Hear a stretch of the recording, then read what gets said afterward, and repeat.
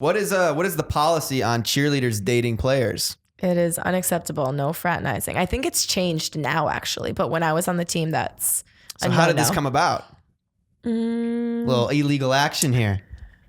We met after. Met after, coincidentally. You're like, hey, didn't you used to cheerlead on the sidelines? We knew who each other were. Of course. I remember the first time kind of really locking eyes with him at this Goodwill charity event.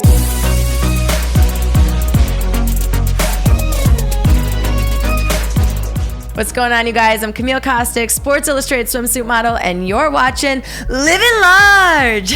How did I do? That was good. Welcome into the podcast, episode 22 of Livin Large. If you guys are listening on my YouTube channel, make sure you guys leave a thumbs up and hit that subscribe button. And if you're on a podcast app, rate us 5 stars so we can get to that #1 spot. And if you already rated us 5 stars, rate us 5 stars. Again, today's guest, we have a former New England Patriot cheerleader, currently dating a New England Patriot, currently SI swimsuit rookie, Sports Illustrated Model of the Year. Oh, wow. With her pint of berries. Stop it, Mark. Camille Kostek, is that right? Yeah, that was perfect. Kostek, not Kostek, right? Yes. Beautiful to have you on the show. We've known each other for like maybe a year now? I don't even remember when that was. It was in 2017, I know that. Yeah, we met at the club. We were popping bottles at Warwick. She was like... We met at the club before we met at Malibu Wine? I think so. I think it was the other way around. Okay, that was my mistake. So we went to Malibu Wine Safari. Yeah. We met Stanley the Giraffe. We went on like a little wine tasting excursion. And we were having so much fun. And this is when you first moved to LA. Right. February of 2017. So it wasn't long after that. Because I remember you were like my first like LA YouTuber friend. And I was like, whoa, look how many views he gets. And I couldn't believe it. And then we did that Never Not Dancing skit. And I put that clip on my Instagram and it went like viral. It had like 300,000 hits. And I was like, cool. Oh, that was sick. That was my first taste of like LA social media life. What were you doing before that? You were New England Patriots cheerleader, right? Yeah. And I mean, it was, I don't know, at the time, I feel like your follower numbers is like a big deal out here. Oh yeah, of course. I remember when I hit the 10K, that was huge. Big moment. Huge for me on the East Coast. Are you kidding? Like, I don't know. A lot of people aren't really popping on their Instagram. Right. And I just had fun with it. I wasn't even trying to build followers. And then now we're out here and I get to I'm nowhere where you are, but you're getting there though, because it's interesting because when I first met you, you were just like starting up in the scene. And I remember so basically, let's talk about SI. Did you invite me to that? I don't even remember how Malibu Wines? Yeah. I think Bear Gigidio did. That's right. Yeah, he's been on the show. You guys should check out the podcast with him. Talked a lot about entrepreneurialism. He's an electric guy, like always on one, right? For sure. Yeah, but we had a good group of people. We went to Malibu Wine Safari. But shortly after that, I remember you hit me up because I was into the videos. You're like, hey, like this SI, like, and I keep saying SI, Sports Illustrated Swimsuit. They're doing, didn't they do their casting over social media last year? Exactly. And you're like, hey, I need to make a video like today because the deadline's tomorrow. And I'm like, oh shit, I can't help you. Wow, I knew you from that point. Yeah. Wow. Yes, I made that video in 2017 of March and I posted it like right at the beginning of April 2017. At some point in there, we did Malibu Wine Safari. Yeah. I went to Malibu. I shot for 3 days, uploaded it, didn't sleep for 3 nights, and just knew I had to, in 60 seconds, make the best pitch to Sports Illustrated Swimsuit as to why I should be their next rookie in the issue, which was insane because what was getting between me and that dream job was getting signed with agencies. And that was a big part of why I came out here from the East Coast, because I wasn't getting signed in New York. You know, I wasn't that industry modeled standard of a 00 or, at least 5'9". 00 is a size? I know. It's getting smaller and smaller. Double that goes below 0? I thought 2 was low, and then it was a 0, and then it was a 00, and then my size kept going up even though my measurements were the same. I was like, what are we doing to these women? And like, just want our clothes. I actually have an article pulled up here. I wasn't going to get to it just yet, of you talking shit back to someone on Instagram for body shaming you. I usually don't. They always say take the high road, like kill them with kindness. But then sometimes people catch me at the wrong time, or actually I'm in a great mood and I'm just like, yeah, you're always projecting such positivity on your channel. That's why we click, because my thing is like positivity, and you have your little hashtag Never Not Dancing. Yeah. So talk about the SI process. What made you apply for this, and how many people applied? Because I'm sure gosh. hundreds of thousands probably did. It was insane. We had to just upload a video. It couldn't exceed 60 seconds. You couldn't put up 1 and then 2 and then 3. Right. So 60 seconds and tell them why. It could be simply setting up your cell phone and doing a selfie mode video. Or, I went the lengths. I was like, there's going to be hundreds of thousands of applicants. How does mine stand out? It was easy to get them lost, and you just hashtag SI swim search. So every day I'd be refreshing the hashtag. There was more and more and more. And every 5'8" blonde, I was like, oh, there's Is another that what you are? one. You're 5'8" blonde? Yes. But just like surface level, you could just see in the video, like, Right. oh my gosh, there's a girl. Because, so I was like, how am I going to stand out? And it was really hard to tell someone, I want this so bad, but without saying that. Like, how do you bring your authentic self through this video? Was it weird? Because in the video, did you have to brag about yourself essentially? You know what? No, it was one of those things where I was like, oh, should I sit down and slate and sit down and be like, hi, I'm Camille. And then I have, we both have very creative minds. And so in the editing process, I was like trying to think like, how do I want to do this? Do I want to talk? And then while I'm talking, like throw video of me rolling in the sand, like like embodying a Sports Illustrated girl on set. And instead, I remember I was having such a hard time, and I kept pushing it off, and we just kept doing a lot of B-roll, a lot of me just like being flirtatious with the camera and just having fun and dancing, playing volleyball with myself. And then the camera guy, my friend Tice, he just held the camera up on his shoulder and he tricked me. And it was kind of like slanted, side tilted. And he was like, Camille, why do you even want to do this? Like, why are we wasting our time doing this? And I got so heated and frustrated and passionate I was like, are you kidding? I didn't bring you out here from Connecticut for nothing. And I was like, this is something I've wanted since I was 15 years old. It was the first time that I saw real body that, I was biased towards these models because I saw myself in these advertisements for once, and I was able to see the freckles and the hips and thighs and just things that I wasn't seeing in your typical advertisement on commercials or magazines. Didn't Kate Upton kind of popularize Sports Illustrated? Oh, 100%. Right. 100%. She was against like all odds, kind of like she wasn't your typical supermodel look.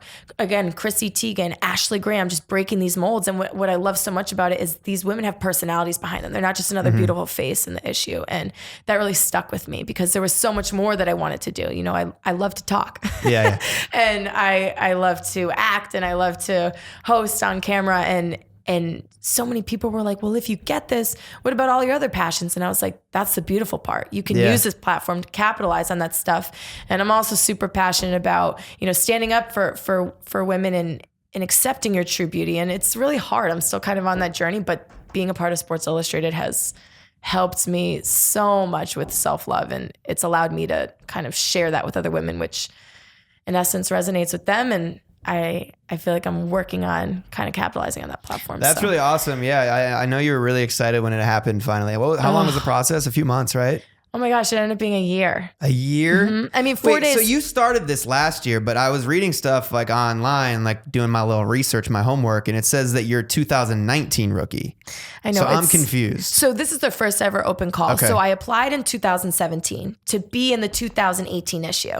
Right. And so the first elimination, they took the thousands of applicants on Instagram and they cut it down to 35. We got an email. Well, actually, we got an Instagram DM. I had never been so thirsty. This shit was all through Instagram. Yeah, and it was their first time, so we were kind of their guinea pigs. Yeah. So it was new for everybody. Like we didn't know how. There was a lot of twiddling my thumbs, like waiting months.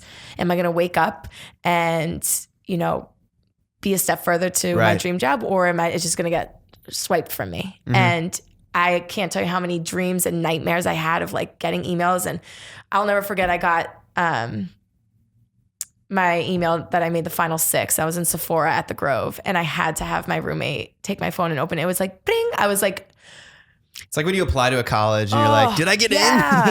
Yeah. Oh my gosh. I just remember getting that notification from Gmail, and I just like slid down to the ground. I was like, my hands were sweaty, and I was like, oh my God, I could just see in the title, I don't even really remember what it was, but I just remember it being from the swimsuit editor from MJ Day. And I was like, oh my gosh, what is it gonna say? And then she read it and she was like, it says congratulations. And I was like, for what? And she was like, you're shooting.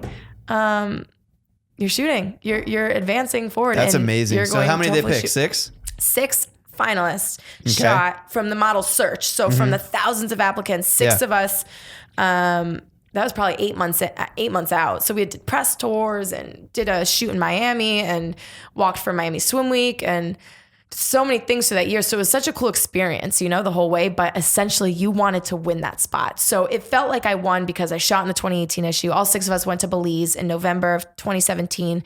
The issue dropped February 2018. Yeah, so I want to talk about the Belize before we move. Yeah. Did you ever do shoots before this, or was this like kind of your first shoot? No, I had been modeling, but it was more like e-commerce stuff. So you're in a studio against a white screen, or you're right. You know, and I had done. So you never done on-site in Belize? No, not like that. What was that like? Because you look at some of the photos and you're like in the middle of the ocean, like topless. Dude, I'm not kidding. My like aha moment, my like I did it moment was we were in Belize and we were on this beautiful resort and we took a little boat like 12 minutes out to this private island, right? And no big deal. There's no like changing facility, so you're just kind of changing in the middle of a deserted island. And how many people are watching you, by the way? Change? Yeah, like no one.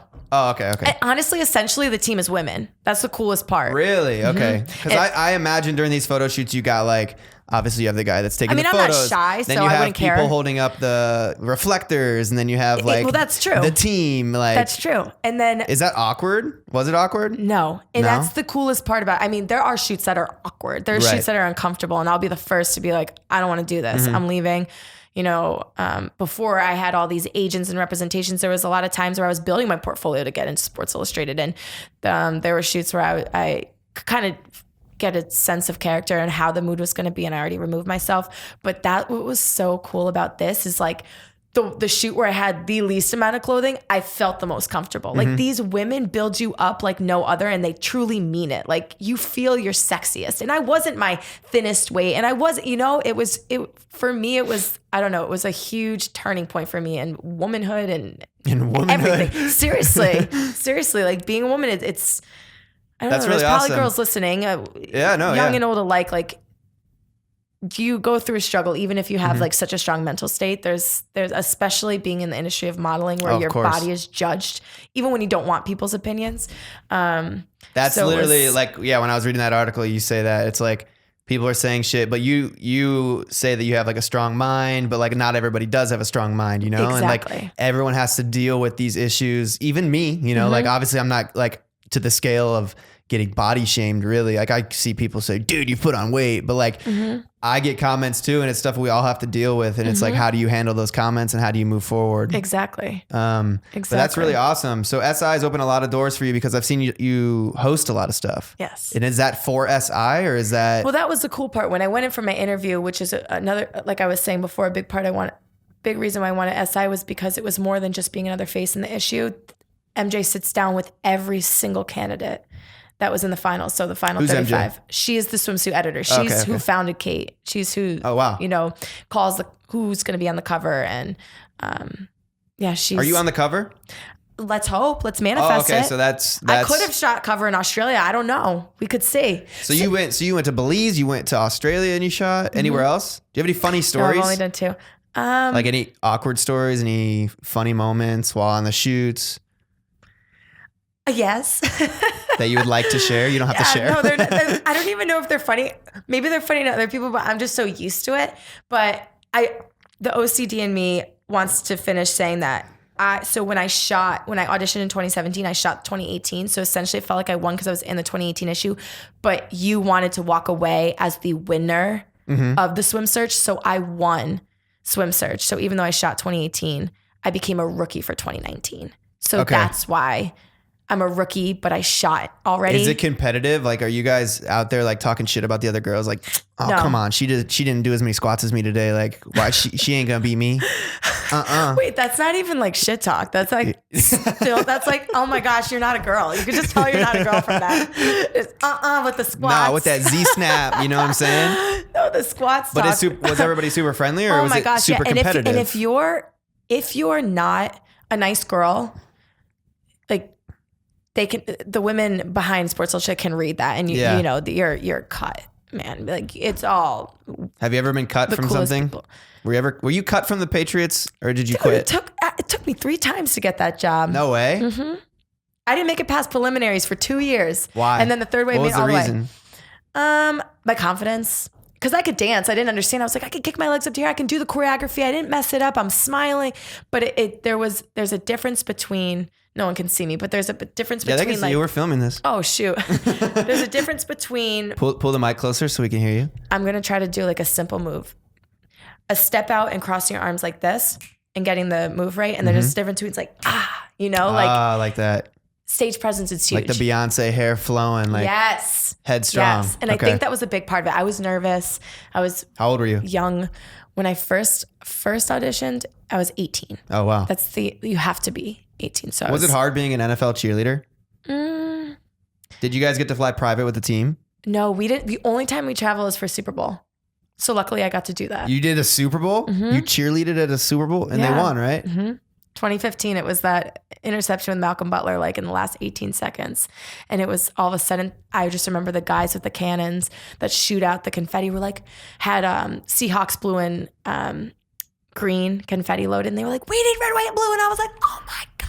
We like rushed the ropes. We were doing snow angels in the confetti. It was amazing. It was awesome. That's insane. What was that experience like? Incredible. I remember seeing Steven Tyler and Britney Spears in the audience, and I was like, oh, they're at my show? I'm performing for them? This is for me. It was awesome. I mean, and then they don't give much airtime to the cheerleaders when Super Bowl airs, but I remember going back to the locker room and, there were so many people like, that was so cool. But then it was so cool to get the text where people were like, I saw your hair and the side of your face. And I was like, oh my gosh, it was on national television. And I couldn't believe it. But what was it like cheerleading in New England? Because I know it snows. Like, was it like... Oh, it's cold. That's what I'm saying, It is so cold, man. And we can't look like the Michelin men on the sidelines. Right, like we still have to look cute and be able to do jump splits and stuff. So, I mean, we took, those Thermacare heating packs that like help your cramps or like... Yeah, all the time. I'm getting those menstrual cramps all the time. I just throw on a thermal. We take those and we wrap them around like heating pads on our stomachs. Okay. They're like Velcro. Honestly, you put them on your back too if you have back pain. Okay. So come on, it's not just for girls with menstrual cramps in your back. You're like trying to be relatable over here. I'm like, yeah, all the time. We like wrap them around our ankles. We would put hand warmers and feet warmers like everywhere, but they would freeze so quickly because we would be like sweating, but then freezing, and it was I don't know a if lot. you guys can hear, but there are sirens in the background right now. Something's going on serious in Hollywood. Is it bad that I think there's always sirens around here? Yeah, it's bad. And it's raining. It's pouring down rain. Anyways, let me, before we jump into some more in New England Patriots talk, I have some rapid fire questions for you. It's a new segment on the podcast. I'm going to call it rapid fire questions. You just got to, first thing that comes to your mind, you answer it. Okay. You ready? Not really, but okay. Do you have any pets? Yes. What? A cat named Camo, but he lives with my mom back in Connecticut because I travel too much and I was being a bad owner. Awesome. Favorite movie ever? Parent Trap. Describe the second one with Lindsay Lohan, not the original. Okay. Describe yourself as a teenager in 3 words. Bubbly, kind, silly. What are 3 things you need to keep in your purse at all times? Coconut oil lip gloss, my cell phone, and floss. What's your biggest pet peeve? Snoring. Dark chocolate or milk chocolate? Oh, milk chocolate. If you could be from any other decade, which would it be and why? Oh, I'd want to grow up in the 80s. Why? Because I'm all about that high waist bikini line, and I'm so jealous of my mom's wardrobe, and I steal all the clothes that she still has to this day. If you weren't an SI model, what would you be doing? I'm kind of doing it. I would have my own show, which I'm working on right now, but I'm an SI model without my own TV show, so.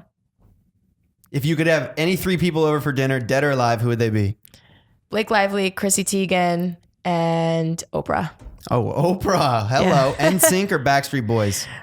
Backstreet's back. All right. Christina Aguilera or Britney Spears? I'm a genie in a bottle, baby. Christina Aguilera. Paris Hilton or Kim Kardashian?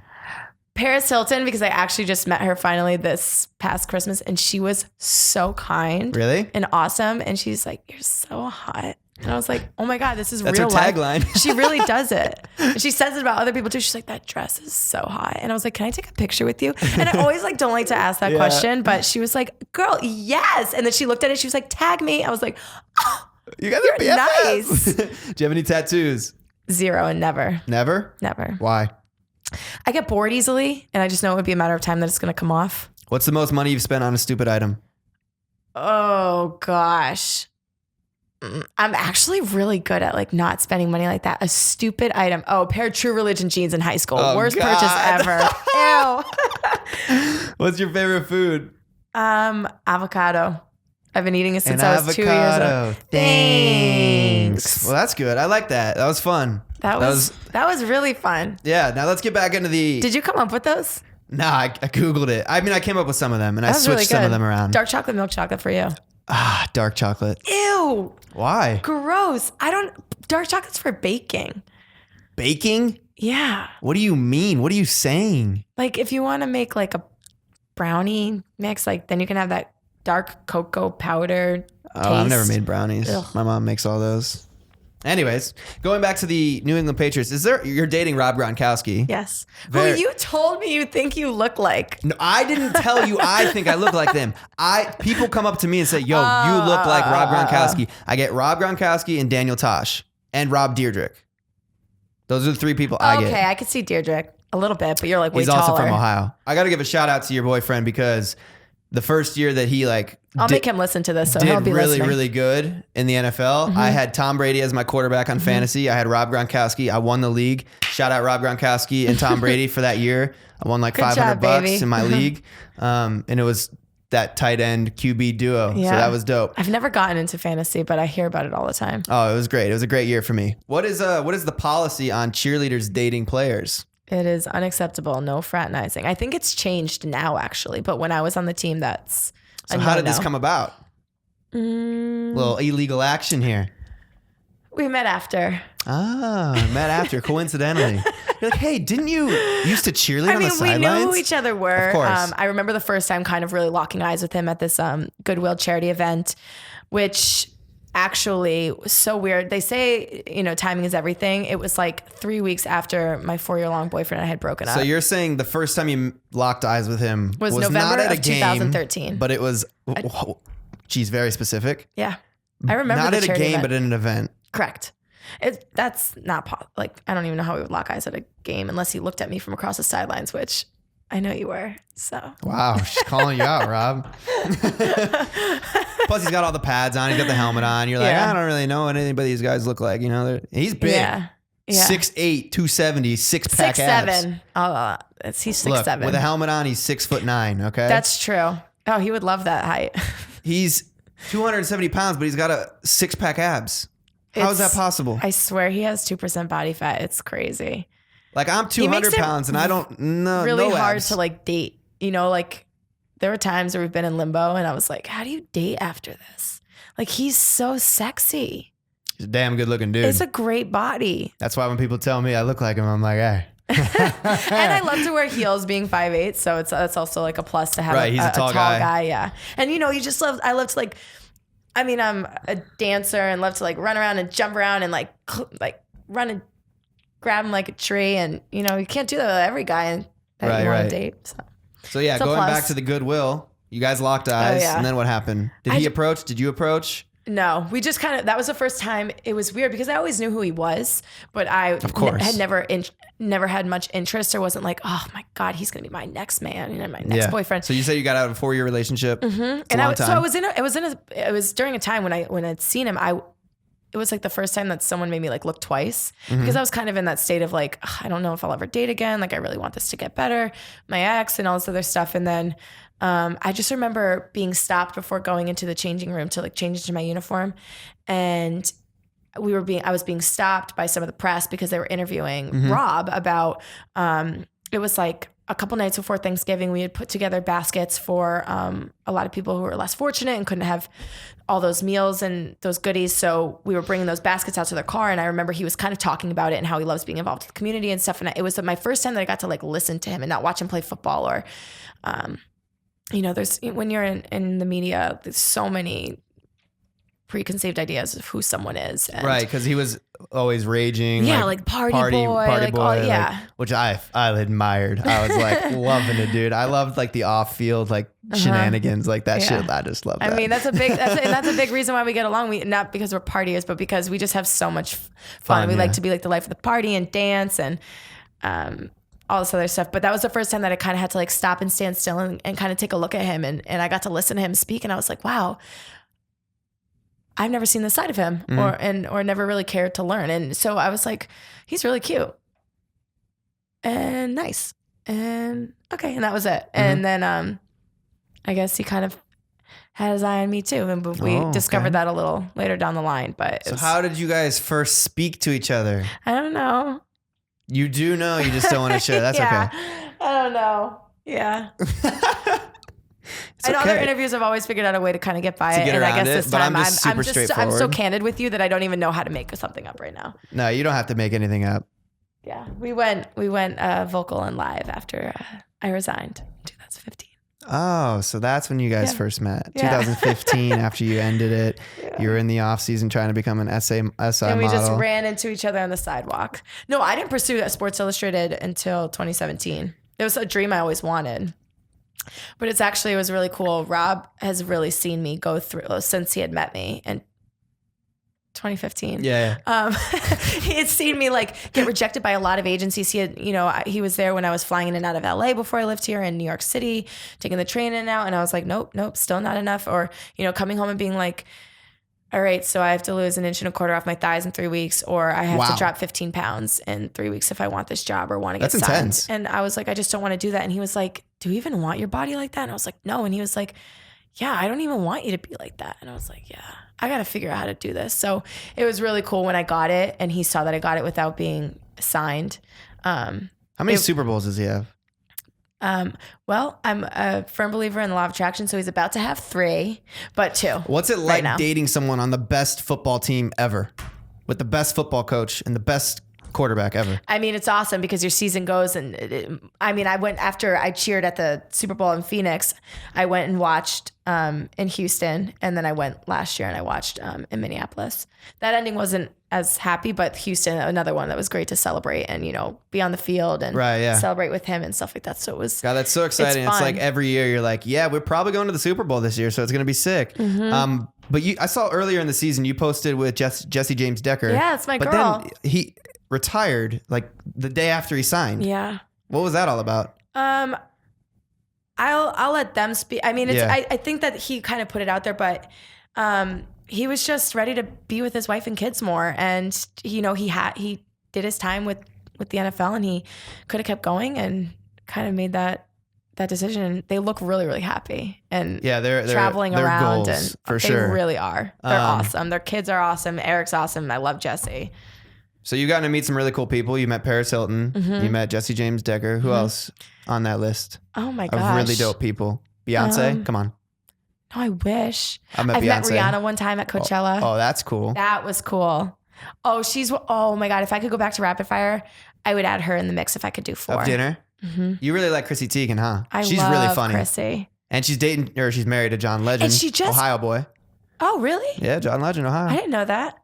She just I like to do it sometimes, like how I do on my Instagram posts. I always have Chrissy Teigen in the back of my head when I clap back, or on Twitter, I'll quote a tweet when someone will say something like, I don't even want to name one of them because they're so gross sometimes, but I use it as a verb. I'm going to Chrissy Teigen the tweet. Mm-hmm. And because she claps back. Yeah, but she doesn't. She's feisty. She doesn't hurt anybody's feelings. Right. She just kind of calls them out. And then didn't she used to be was she a Victoria's Secret model or something? I don't think so. Can't remember. I mean, Sports Illustrated. She did Sports Illustrated. Yes. Is that someone you look up to? Chrissy Teigen, mm-hmm. Kate Upton. Mm-hmm. Oh, sorry. We got some action out in the. Sounded like Santa was here.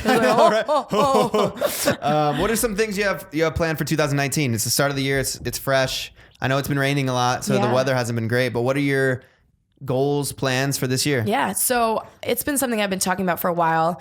We kind of touched on it. I've been wanting to kind of, I have Instagram as my biggest social media platform where I can reach out to a lot of people that I don't get to see face to face that are listening. or watching, and I've been wanting to finally get some more face-to-face action. And so ask and you shall receive. I've been talking about getting into universities and, you know, if you could think of a TED Talk, like kind of being like a keynote speaker. Yeah.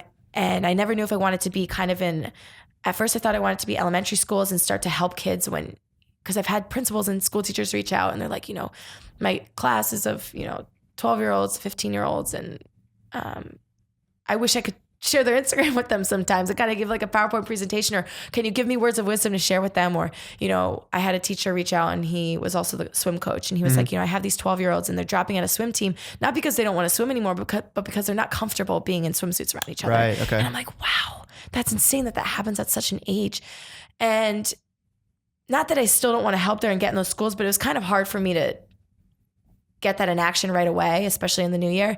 And I was like, you know what, right here, right now, being smack dab in the middle of a 20-something, going through this journey of self-love and body acceptance and whatever else, I want to get into universities. As soon as I finally decided that I wanted to do that in my mind and spoke that and wrote it down, I'm like I truly believe in the secret. That's another day of a podcast. But I got an email from Northeastern University being like, I've listened to you on a panel. I would love for you to come in and be a keynote speaker. And from then on now, I've been kind of practicing with some of my lecture agents and really, so I can become a professional at this and really send my message. So I'm excited to kind of go on a tour. It'll start in Boston at the beginning of February. So if you want me to come to your university, slide through my That's email really awesome, because I know you do a lot of stuff to give back. You said, like you mentioned, you met Rob at the Goodwill thing. You want to talk and people like give them a good image. And then you mentioned off the podcast to me, what were you doing in Malibu previously? Yes, California Strong. I do a lot in New England, and I love New England clam chowder. Oh, you do? So good. See, I don't like seafood. Oh man, I know. What a shame. I know. I feel like I'm missing out on a lot. But I've gone this long and I'm like scared to try it now. But California Strong happened. I was corresponding for Sports Person of the Year. Was this the fires you're saying? Or fires and the shooting at Thousand Oaks, okay. At Borderline, yeah.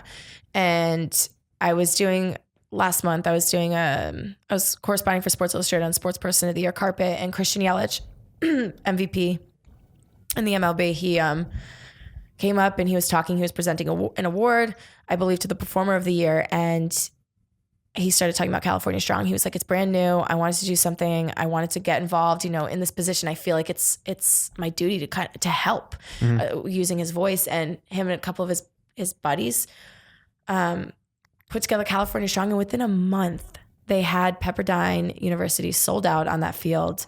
And people like Adam Sandler, Jamie Foxx, Charlie Sheen, Baker Mayfield, so many people turned up for this event. And some people were, you know, signing up just days ahead of time. And I remember when he had talked about California Strong on the carpet, I found him after the award show and I was like, I want to get involved. Like, what can I do? And he was like, well, January 13th at Pepperdine, we're trying to build our roster. If you have any friends, any celebrity friends that are going to be there and I could share the message, let them know. Oh my gosh. He was like, it went from us asking so many people to people starting to ask us. It was just so cool how not only the community, but people all over the globe came together for it. And it was really cool. It was a softball game. Are you good at softball? I can hit, but there were so many people in the outfield that every ball was getting caught. So it was kind of hard to get on base. So it's funny in the video, this guy could easily, I hit like a line drive and he could have caught it right in his glove, but he let it like hit and flop out. Brad Paisley was playing on first base. And that's really awesome. It was cool. He tagged me out, but they like let me stay on because no one had been on base in so long. And I was like, oh, I'm going to score this run. That's really awesome. Yeah, I think the fires, they definitely affected California a lot, and they weren't really like, they were all over the news, but the aftermath wasn't talked about so much. And I hate that like things like that happen and then you just forget about it the next day. And especially like the shooting happened, and then a day or two later the fires happened, and then just the shooting stuff was buried. Yeah. And it's like, all right, all these news outlets are just on to the next story. That's the big thing that a lot of the guys were saying. There was so much press that day, but they kept saying, you know, things get buried so quickly, and they were like, we're constantly going to be behind California. And as it expands, I mean, if they can just do this in a month, like what can they do in a year? And they're like, this is going to go beyond, you know, just the devastations and the tragedies, because they feel strongly that this will get rebuilt, and, you know, start to help the families. But that's California is very lucky that these guys stepped up and. Yeah, and now they're dealing with some mudslides just because of all the rain that we've been getting. So it's like been wildfires, then mudslides. It's about to get worse tomorrow, I heard. Oh, man. Like a big flash flood warning. Oh, man. Well, Camille, thank you so much for being on the show. That's all the time we have today. Yeah. You ran a little bit late. I feel like we just talked for an hour. That was like 30 minutes. Nice little 30-minute linked conversation. Wow. I was late. Guys, go check out her issue of Sports Illustrated. Hopefully we get her on the cover this year, 2019. Go show her some love. I hope. And go Patriots. Hopefully they win the Super Bowl this year. Thank you guys all for watching. Hit that like button, hit that subscribe button, rate us 5 stars. 5 stars, Mark's the best. Yes, I am. And we'll see you guys next week on Livin' Large. Deuces.